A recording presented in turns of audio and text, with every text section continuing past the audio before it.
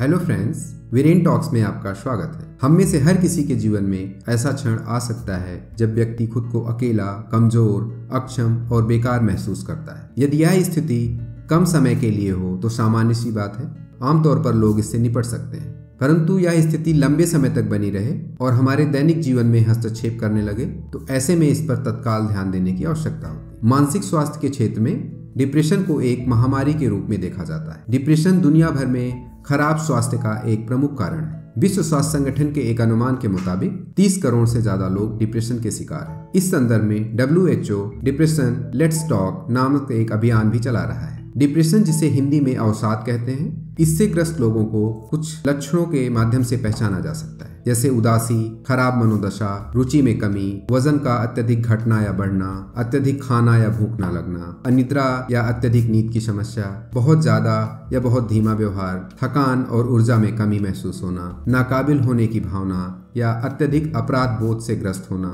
सोचने या ध्यान केंद्रित करने की क्षमता में कमी आना, मृत्यु या आत्महत्या के बारे में बार बार विचार आना। यदि इनमें से 5 या इससे अधिक लक्षण लगातार 2 सप्ताह तक बना रहे तो यह अवसादग्रस्तता या जिसे मैनिक डिप्रेसिव एपिसोड के नाम से जाना जाता है, इस बात का यह संकेत हो सकता है। अवसाद को लक्षणों के समूह द्वारा पहचाना जा सकता है। ऐसी कोई इमेजिंग टेक्निक या प्रयोगशाला परीक्षण नहीं है जो इसका निदान या डायग्नोसिस प्रदान कर सके। ऐसे में इस समस्या के सटीक निदान के लिए पेशेवर की मदद लेने में देरी नहीं करनी चाहिए। डिप्रेशन से ग्रस्त लोगों को अपनी सामान्य गतिविधियों से खुशी नहीं मिलती। वे अपने बारे में तमाम तरह के नकारात्मक विचार रखते हैं और निराशा से ग्रस्त होते हैं और साथ ही अपनी स्थिति को बदल पाने में असहाय या हेल्पलेस महसूस करते हैं। डिप्रेशन एक दुष्चक्र की तरह होता है जिसे इस चित्र के माध्यम से देखा जा सकता है। अवसाद की स्थिति में या डिप्रेशन की स्थिति में लोग अकेले रहना चाहते हैं और उस स्थिति में रहने से अवसाद और भी बढ़ जाता है। ऐसे में व्यक्ति और अधिक अकेला रहना शुरू कर देता है,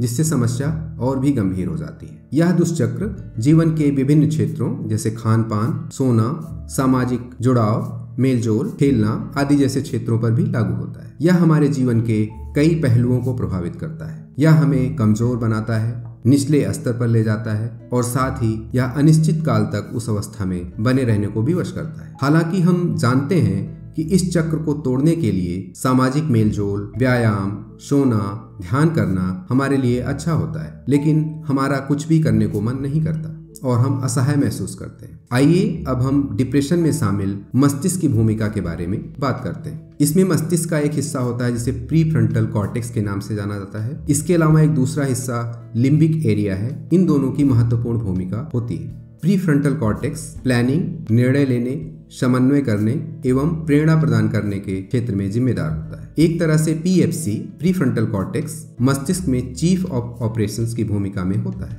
वहीं दूसरी तरफ लिम्बिक क्षेत्र हमारे जीवन के एक महत्वपूर्ण पहलू इमोशन से जुड़ा हुआ है। सरल ढंग से कहा जाए तो PFC और लिम्बिक क्षेत्रों के बीच अक्रियता या दुष्क्रियाशीलता अवसाद की ओर ले जाती है। जब मस्तिष्क के इन दो क्षेत्रों के संचालन में असंतुलन होता है तो उससे नींद में गड़बड़ी, भूख की समस्या, अत्यधिक सोचना एवं प्रेरणा में कमी पाई जाती है। मस्तिष्क के इन अंगों के अलावा न्यूरोट्रांसमीटर का एक समूह होता है जो डिप्रेशन की स्थिति को प्रभावित करता है। उदाहरण के लिए सेरोटोनिन एक न्यूरोट्रांसमीटर है जो हमारे मूड और इच्छाओं को प्रभावित करता है। यह हमारी इच्छा शक्ति, प्रेरणा और मनोदशा में सुधार करता है। वहीं नॉरएपिनेफ्रिन एकाग्रता बढ़ाता है, सोचने, ध्यान केंद्रित करने और तनाव से निपटने में सहायक होता है। ऑक्सीटोसिन विश्वास, प्रेम एवं जुड़ाव की भावनाओं को बढ़ावा देता है और चिंता को कम करता है। वहीं मेलेटोनिन नींद की गुणवत्ता को बढ़ाता है। डोपामाइन नामक न्यूरोट्रांसमीटर प्रेरणा और आनंद देने में काफी सहायक भूमिका निभाता है।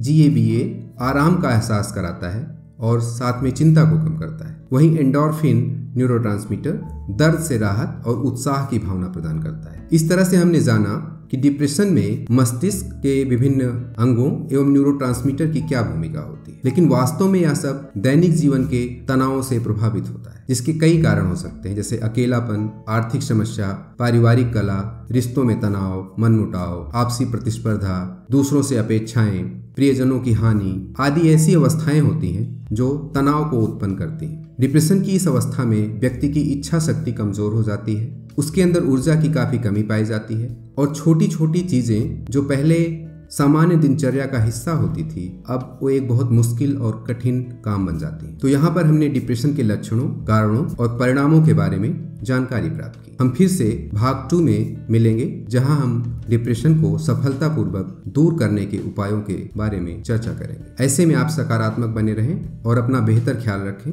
अपने बहुमूल्य सुझाव कमेंट सेक्शन में अवश्य दें। अगर आपको ये वीडियो पसंद आया हो तो इसे लाइक, शेयर और सब्सक्राइब करें।